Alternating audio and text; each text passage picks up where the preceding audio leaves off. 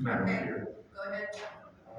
through you can speak to this. I guess Okay, who's coming up?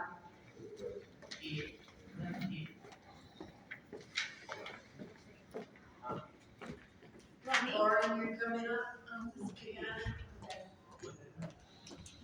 You sound a little disappointed. I don't want to.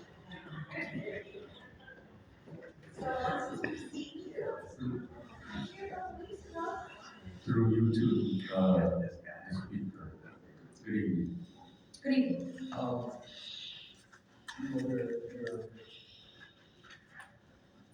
In seeing the change orders, it does bring about some question as it relates to the process of the bids and such. So I guess my first question is, when you issue the bids and accept the offers, what type of installation is there that we have to say, vendor, we told you what we wanted, we gave you a timeline, because of your cost increase in is that on us? These aren't necessarily for cost increases from a vendor. They do stick to the prices based on the bid. What happens is when we come to council for these particular vendors each year, I work with Lee in what his budget would allow for some of these projects throughout the year, and then we kind of give a best guesstimate, $100,000 for the year, however it may be. But then what happens throughout the year is things break, things come up, people want carpet, people want painting, people need HVAC services because a boiler goes out or electrical things need to be redone and so on and so forth. So these aren't necessarily, they aren't at all for price increases given to us by the vendor. They are for projects added on by multiple departments for various reasons. So these are orders that we decided Correct. to change ourselves. Yes, we've added on these. Willie E. Walter, for instance, I'm just looping them all in. HVAC services as needed. Weinstein Electric, electrical services as needed. Trio Paint has a general contracting as needed contract for the year. And what happens with that is we kind of throw out a random number for you guys at the beginning of the year. We think we're going to do this much worth of projects in correlation to these vendors. And then throughout the year, like I said, things come up, projects get added, and then we need to ask for more money to cover those projects.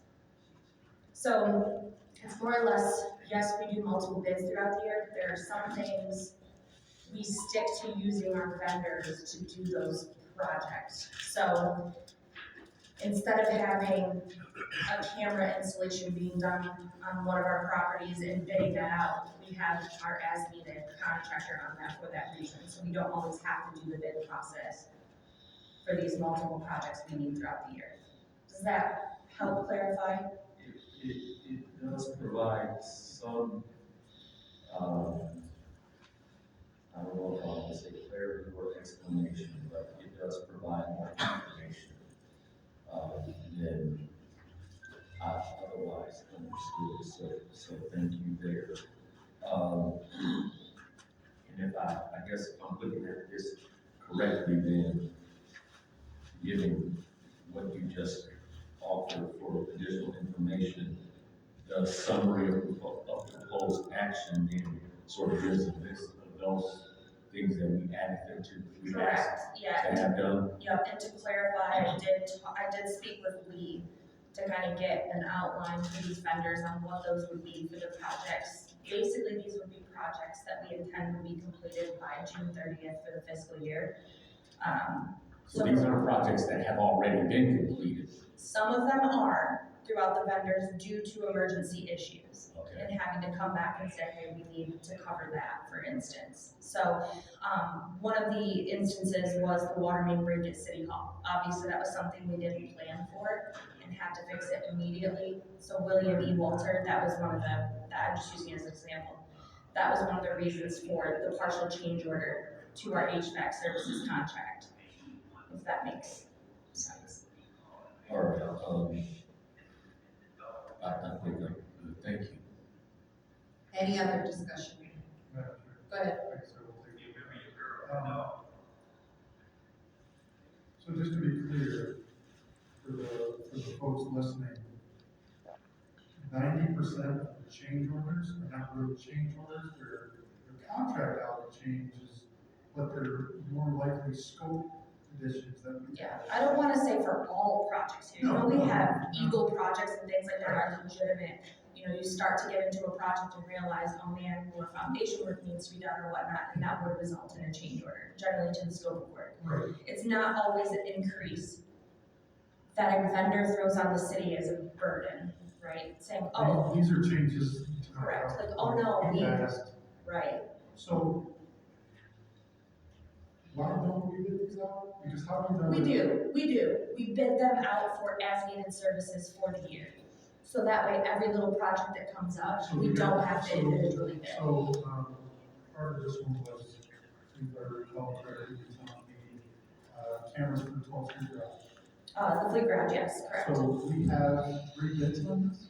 No, That's what I'm That's asking. what I'm saying, Like, no. how do we read the best price on these vendors that we continually roll over additional change orders or additional stuff? well, there are various reasons as to why we would do that. Maybe an emergency situation where we don't have time to particularly Well, bid it to out. my point, the 12th Street Garage, we've been, decades without this time, no really emergency, so why didn't we bid?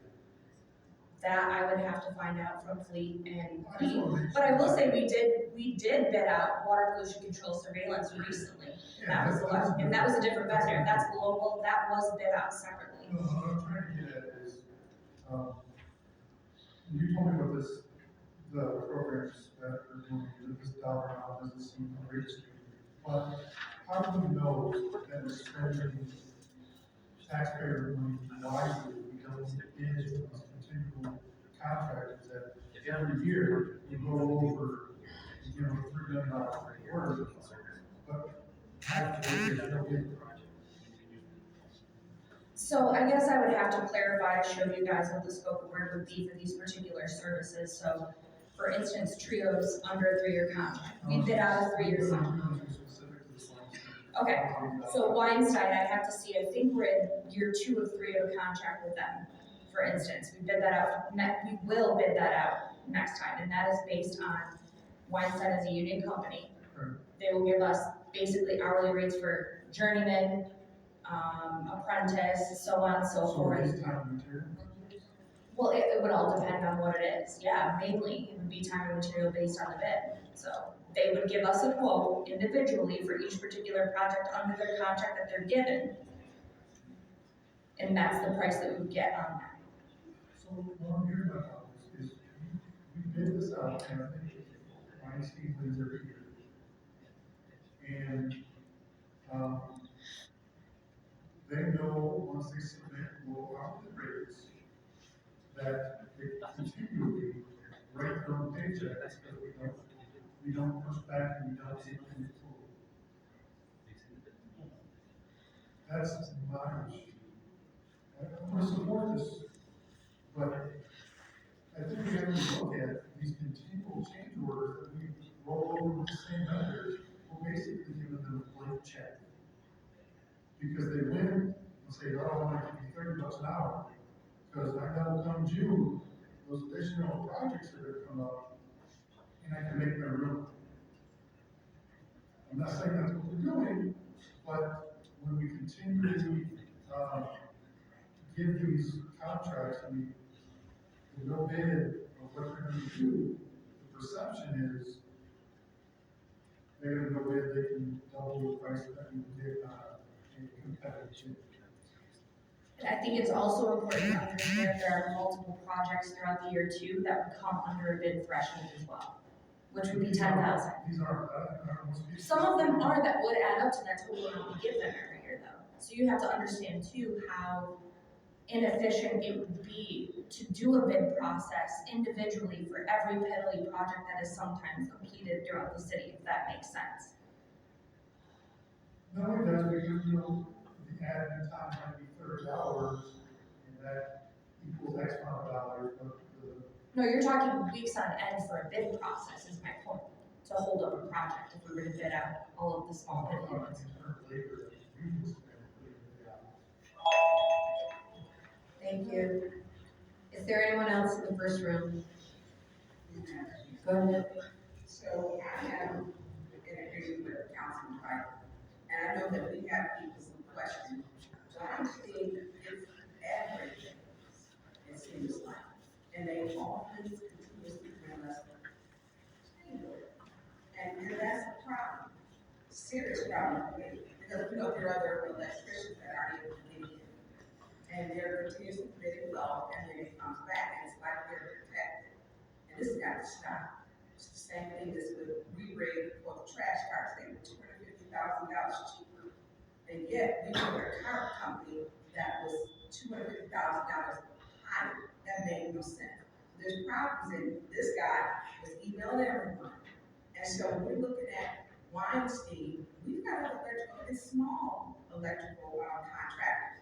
So some of you, I think it's worth the time, because if you're looking at, what is this small?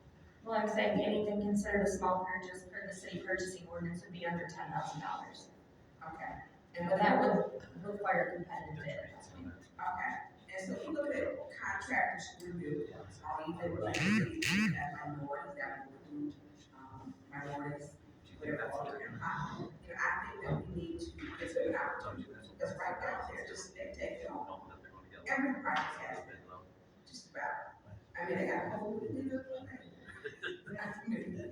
Well, with all due respect, one of the smallest contracts that Weinstein has statewide, I mean, you can't say that we're buying their trucks when they're on a multi-million-dollar project at the Frankenmuth Water Park. So, I mean, there are I certain didn't say things. we're buying your trucks, and also don't refer to your trucks, I'm not stating that. I would say we're buying what you said. You said I didn't say that. What I am saying clear is that re-rig was $250,000 cheaper. And you could take the cost, I am saying that. I never got a call from them. I was not in charge of awarding that bid. Okay, I think we have to change our, we're constantly getting them. And a lot of these bidders who do business with the city of Flint come in low, and then they come back and they just expect council to keep rubber stamping. And, if you say you're gonna do a job, and this job is set up, I'm gonna change this window, and I'm gonna put a new glass, and some new rubber around it, I'm throwing Windex in for free. You know, they come back with some others, oh, now we wanna change the glass, we wanna do, no, when you look at a job, you should know the entire scope when you're doing it, we're getting it out. And that's just not happening. They get low, they get in, and I look at other municipalities, same problem. The other municipalities that have, so, this, have they done the work already? On what, to be specific? On this one? Not that I'm aware of, no. Okay, thank you. Thank you. Any other one? Anybody else in the first row? Go ahead. Madam Chair. Madam Chair, thank you to the, speaker at the podium. I'm looking at the work that's needed here for this change order. Can you tell me what departments need the work? I see two need, repairs and maintenance. And then, of course, there's work to be done over at Haskell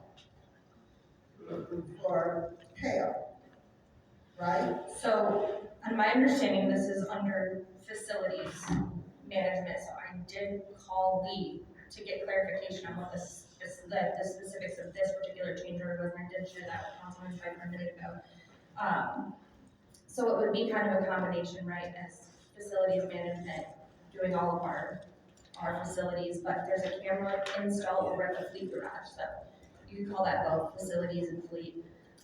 Revo door access at McKinley Center and parking garage at City Hall, and fire station number 8 is new LED lighting along with Haskell Center. So from my understanding, what I've been told, for fire station 8 and Haskell, there will also be a consumer's rebate to upgrade all of those to LED like we've gotten in the past for other LED upgrades.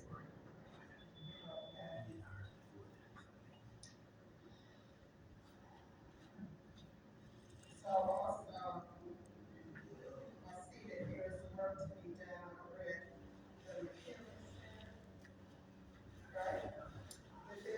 That's what I was told, correct, yes. That's the Brevo door access, is what I have written down. So that would be the security swipeys over there to make sure that the doors are secured.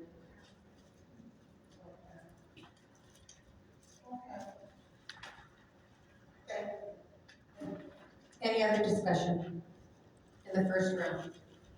Any other discussion in the first round? Any discussion in the second round? Go ahead. So, Margaret, the fire station eight, it's saying, you mentioned this, it's gonna give a rebate for consumers. Do you know what that is? I don't. So, that's the LED retrofit, right? So, are we, because it's only in parentheses after the fire station eight. Would we also be leaving that at Haskell? That's what I have written down. I put fire station number 8, new LED lighting / Haskell. So what I was told from Lee a couple weeks ago. I mean, I can get further clarification on exactly what will happen at Haskell. I'm sorry. LED upgrade at Haskell and Like I said, I can find out. I'm not sure the we specifics. also, find out what the estimated rebate is. Thank you. That's all. Thank you. Anyone else in the second round? Anyone else in the second round? All right, this is the vote to send resolution 250088 to council. Ms. Priestley? Yes. Ms. Winfrey Carter? Yes. Ms. Burns? No. Ms. Mashat? Mr. Pfeiffer? Mr. Jarrett? Yes. Mr. Allen? Dr. Lewis? Yes. The vote is 7 yes, 1 no. The vote is 7 yes, 1 no, that moves member council. The next one is 25008